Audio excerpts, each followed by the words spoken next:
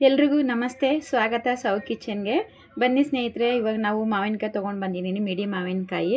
ಈಗಂತೂ ತುಂಬಾ ಸುಲಭ, ಈಸಿಯಾಗಿ ಮಿಡಿ ಮಾವಿನಕಾಯಿನ ಮಾಡ್ಕೋಬೋದು. ಈ ಮಾವಿನಕಾಯಿ ಬಂದುಬಿಟ್ಟು ನೋಡಿ, ಇಷ್ಟು ಪುಟ್ಟಾಗಿ ಎಲ್ಲ ಥರ ಸೈಜಷ್ಟು ನಾನು ಕಿತ್ಕೊಂಡು ಬಂದಿದ್ವಿ. ನಾವು ಇದನ್ನ ಊರಿಂದ ತೊಗೊಂಡು ಬಂದಿದ್ದು ಸ್ನೇಹಿತರೆ. ಈಗ ಇದನ್ನೆಲ್ಲ ನಾವು ಕ್ಲೀನ್ ಮಾಡ್ಕೊಳ್ಳೋಣ. ನಾವು ಇದು ಬಂದುಬಿಟ್ಟು ಗೊಂಚಲು ಕಟ್ ಮಾಡಿಕೊಂಡು ಕವರಲ್ಲಿ ಹಾಕ್ಕೊಂಡಿದ್ವಿ. ಒಂದೊಂದೆಲ್ಲ ಉದುರೋಗಿದೆ ಸ್ನೇಹಿತರೆ.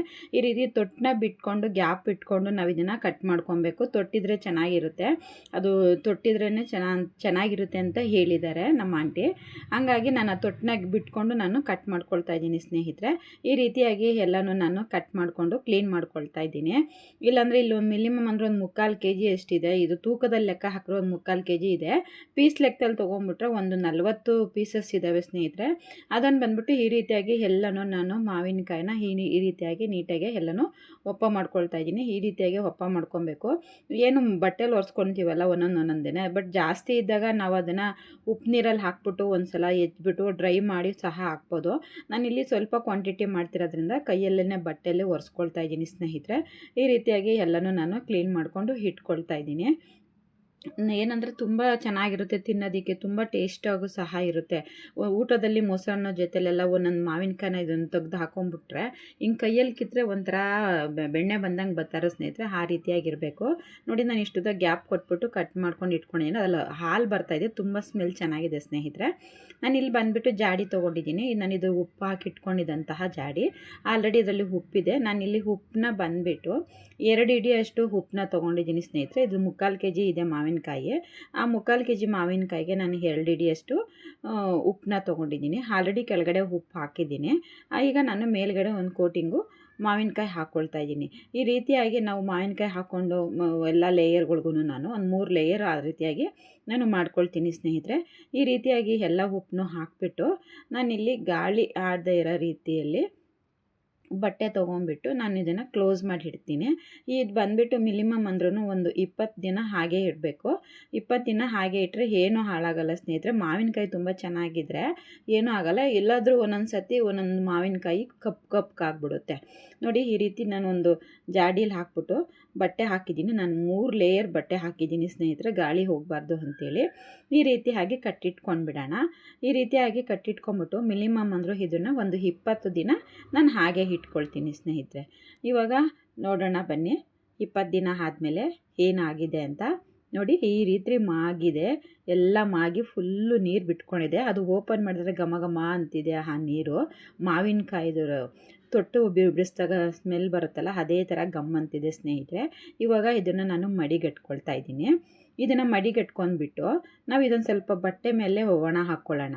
ನಾವು ಏನದು ಪೌಡರ್ ಮಾಡಬೇಕಲ್ವ, ಉಪ್ಪಿನಕಾಯಿ ಹಾಕೋದಕ್ಕೆ ಪೌಡರ್ ಮಾಡ್ಕೋಬೇಕಲ್ಲ, ಅದು ಮಾಡ್ಕೊಳ್ಳೋ ಅಷ್ಟರಲ್ಲಿ ಇದು ಡ್ರೈ ಆಗುತ್ತೆ. ಇವಾಗೇನು ತುಂಬ ಸೆಕೆ ಇದೆಯಲ್ಲ, ಬೇಗ ಡ್ರೈ ಆಗುತ್ತೆ. ನಾನು ಮನೆ ಒಳಗಡೆ ಕಿಟಕಿ ತಗೊಂಡ್ಬಿಟ್ಟು ನಾನು ಅಲ್ಲಿ ಬಟ್ಟೆ ಮೇಲೆ ಹಾಕಿ ಹಾಕ್ಕೊಳ್ತಾ ಇದ್ದೀನಿ.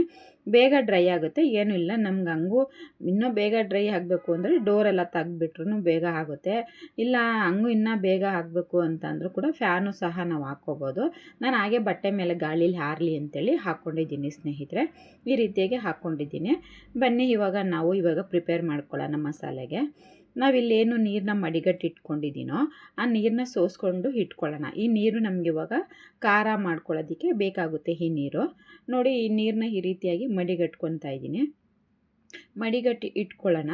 ಇದು ಮಿನಿಮಮ್ ಅಂದರೆ ಇಷ್ಟು ಕ್ವಾಂಟಿಟಿ ಬೇಕಾಗಿರಲ್ಲ ನೀರು, ಇನ್ನೂ ಸ್ವಲ್ಪ ಉಳಿಯುತ್ತೆ, ಪರವಾಗಿಲ್ಲ. ಆದರೂ ನಾವು ಇದನ್ನು ಮಡಿಗಟ್ಟಿ ಇಟ್ಕೊಳ್ಳೋಣ. ನೋಡಿ, ನಾವು ಜಾಲರಲ್ಲಿ ಮಡಿಗಟ್ಕೊಂಡ್ರೆ ಈ ಥರ ಕಸ ಬರಲ್ಲ ನೋಡಿ. ಬಟ್ಟೆಯಲ್ಲಿ ಮಡಿಗಟ್ಟಿದ್ದಕ್ಕೆ ಈ ಥರ ನೀಟಾಗಿ ಅದರಲ್ಲಿ ಇರೋದೆಲ್ಲ ಒಂಥರ ಕಲರೆಲ್ಲ ತೊಟ್ಟಿಂದೆಲ್ಲ ಬಿಟ್ಕೊಂಡಿರುತ್ತಲ್ಲ, ಅದನ್ನು ತಕ್ಕೊಂಡಿದ್ದೀನಿ ಕಸನ.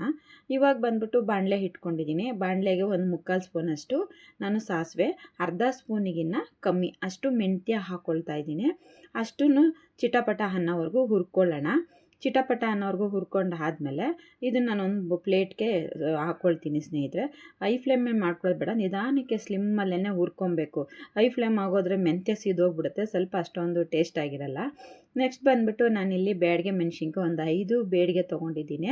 ನಾವು ಸಾಸಿವೆ ಜೊತೆಯಲ್ಲೇ ಹಾಕ್ಕೊಂಡು ಹುರಿಬೋದಾಗಿತ್ತು, ಆವಾಗ ಬೇಗ ಸಾಸಿವೆ ಸಿಟಪಟ ಅಂದ್ಬಿಡುತ್ತೆ ಮೆಂತ್ಯ ಅದೆಲ್ಲ. ಆಮೇಲೆ ಇದು ಸರಿಯಾಗಿ ಹದ ಸಿಕ್ಕಲ್ಲ ಅಂತ ಹೇಳ್ಬಿಟ್ಟು ನಾನು ಇವಾಗ ಸಪ್ರೇಟಾಗಿ ಹುರಿತಾ ಇದ್ದೀನಿ. ಇದ್ರ ಜೊತೆಗೆ 3 ಖಾರದ ಮೆಣಸಿನ್ಕಾಯಿ ಹಾಕ್ಕೊಳ್ತಾ ಇದ್ದೀನಿ. ಇಷ್ಟನ್ನು ಸಹ ನಾನು ಹುರ್ಕೊಳ್ತಾ ಇದ್ದೀನಿ. ನೋಡಿ ಇದು ಆಗಿದೆ, ಅದು ಹಿಂಗೆ ಮುಟ್ಟಿದ್ರೆ ಗರ್ರ ಗರ್ರ ಗರ್ರ ಗರ್ರ ಅನ್ಬೇಕು, ಆ ರೀತಿಯಾಗಿ ಹಿಂಗೆ ಮುರಿದ್ರೆ ಸೆಂಟ್ರಲ್ಲಿ ಕಟಕ್ಕಂತ ಬರಬೇಕು, ಆ ಲೆವೆಲ್ಗೆ ಹುರ್ಕೊಂಡಿದ್ದೀನಿ. ಸೇಯಿಸ್ಲೂಬಾರ್ದು ಇದನ್ನು ಸಹ. ಇದೆರಡನ್ನೂ ಆರಿಸ್ಕೊಳ್ಳೋಣ. ಆರಿಸ್ಕೊಂಡು ನಾನಿವಾಗ ಒಂದು ಮಿಕ್ಸಿ ಜಾರ್ಗೆ ಹಾಕ್ಕೊಳ್ತಾ ಇದ್ದೀನಿ. ಮಿಕ್ಸಿ ಜಾರಲ್ಲಿ ಬಂದುಬಿಟ್ಟು ನೋಡಿ ಈ ರೀತಿಯಾಗಿ ನಾನು ಇದನ್ನು ಪೌಡರ್ ಮಾಡ್ಕೊಂಡಿದ್ದೀನಿ ಸ್ನೇಹಿತರೆ. ಈ ರೀತಿಯಾಗಿ ಪೌಡರ್ ಎಷ್ಟು ಸಾಧ್ಯನೋ ಅಷ್ಟು ನುಣ್ಣಗೆ ಪೌಡರ್ ಮಾಡ್ಕೊಳ್ಳೋಣ. ನೋಡಿ ನಾನು ಅಷ್ಟು ಪೌಡರ್ ಮಾಡ್ಕೊಳ್ಳೋಷ್ಟರಲ್ಲಿ ನೋಡಿ ಇಷ್ಟು ಡ್ರೈ ಆಗಿದೆ. ನೋಡಿ ನಾನು 3/4 kg ಅದು ತಂದಾಗ ಎಷ್ಟೊಂದಿತ್ತು, ಎಷ್ಟು ಇಂಬ್ರೋಗಿ ಎಷ್ಟು ಚೆನ್ನಾಗಿ ಆಗಿದೆ, ಗಮ್ ಅಂತಿದೆ. ಇವಾಗ ಒಂದು ಬೌಲ್ಗೆ ಹಾಕ್ಕೊಳ್ಳೋಣ. ನಾವೇನು ಮಿಕ್ಸಿದು ಪೌಡರ್ ಮಾಡಿ ಇಟ್ಕೊಂಡಿದ್ದೀವೋ ಮಿಕ್ಸಿ ಜಾರಲ್ಲಿ, ಆ ಪೌಡರ್ನು ಸಹ ಹಾಕ್ಕೊಂಬಿಟ್ಟು ಅದ್ರ ಜೊತೆಯಲ್ಲಿ ಇಲ್ಲಿ ಅರ್ಧ ಸ್ಪೂನಷ್ಟು ಅರಿಶಿನ ಪುಡಿ ಹಾಕ್ಕೊಳ್ತಾ ಇದ್ದೀನಿ.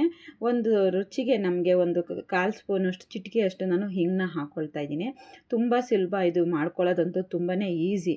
ಇಷ್ಟೊಂದು ಈಸಿ ಅಂತ ನಮಗೆ ಗೊತ್ತೇ ಇರಲಿಲ್ಲ. ಬಟ್ ನಮ್ಮ ಆಂಟಿಯವ್ರು ಮಾಡ್ತಾಯಿದ್ರು, ನೋಡ್ತಾ ಇದ್ವಿ. ತುಂಬ ಸುಲಭವಾಗಿ ಮಾಡ್ಕೊಬೋದು, ಏನು ಕಷ್ಟ ಇಲ್ಲ. ಅದೇನಂದರೆ ನಾವು ಕ್ಲೀನ್ ಮಾಡಿ 20 ದಿನ ಇಟ್ಕೊಳ್ಳೋದಷ್ಟೇ ಕಷ್ಟ ಅನ್ನೋದು ಬಿಟ್ಟರೆ ತಿನ್ನೋದಕ್ಕೆ ಮಾತ್ರ ತುಂಬ ಟೇಸ್ಟಿಯಾಗಿರುತ್ತೆ. ನೋಡಿ ಈ ರೀತಿಯಾಗಿ ಮಿಕ್ಸ್ ಮಾಡ್ಕೊಳ್ಳೋಣ. ನಾವು ಬಂದುಬಿಟ್ಟು ಕೈಯಲ್ಲಿ ಮಿಕ್ಸ್ ಮಾಡ್ಕೊಳ್ಳೋಕ್ಕಾಗಲ್ಲ, ಕೈ ಉರಿ ಬರುತ್ತೆ. ಅದಕ್ಕೆ ಕೆಲವರು ಸ್ಪೂನ್ ಸಹಾಯದಿಂದ ಕೂಡ ಇದನ್ನು ಮಿಕ್ಸ್ ಮಾಡ್ಕೊಬೋದು.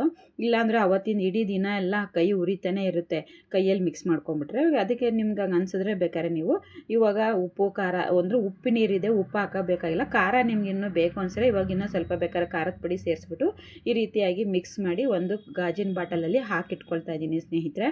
ನೋಡಿ ಇದರಲ್ಲಿ ಏನು ಬಟ್ಲಲ್ಲಿದೆಯೋ ಒಂದು ಖಾರ ಅದನ್ನು ಸಹ ಎಲ್ಲನೂ ಬಳ್ದು ಅದಕ್ಕೆ ಹಾಕ್ಕೊಳ್ತಾ ಇದ್ದೀನಿ. ಇದಕ್ಕೆ ಎಣ್ಣೆ ಆ ಥರದ್ದೆಲ್ಲ ಏನೂ ಬೆಳೆಸ್ತಾ ಇಲ್ಲ, ತುಂಬ ಚೆನ್ನಾಗಿರುತ್ತೆ.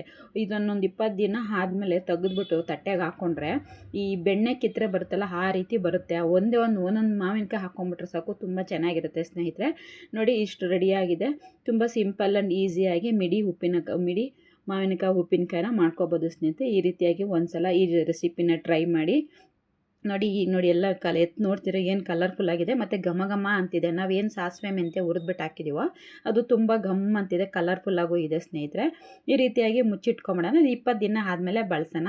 ಯಾರೆಲ್ಲ ಫಸ್ಟ್ ಟೈಮ್ ನಮ್ಮ ಚಾನಲ್ ನೋಡ್ತಾ ಇದ್ದೀರಾ, ನನ್ನ ಚಾನಲ್ ಸಬ್ಸ್ಕ್ರೈಬ್ ಮಾಡ್ಕೊಳ್ಳಿ. ಈ ರೆಸಿಪಿ ಇಷ್ಟ ಆಗಿದ್ರೆ ಒಂದು ಲೈಕ್ ಮಾಡಿ. ನೀವೆಲ್ಲ ಯಾವ ರೀತಿಯಾಗಿ ಮಾಡ್ತೀರಾ ಅಂತ ಒಂದು ಕಮೆಂಟ್ಸ್ ಹಾಕಿ. Thank you.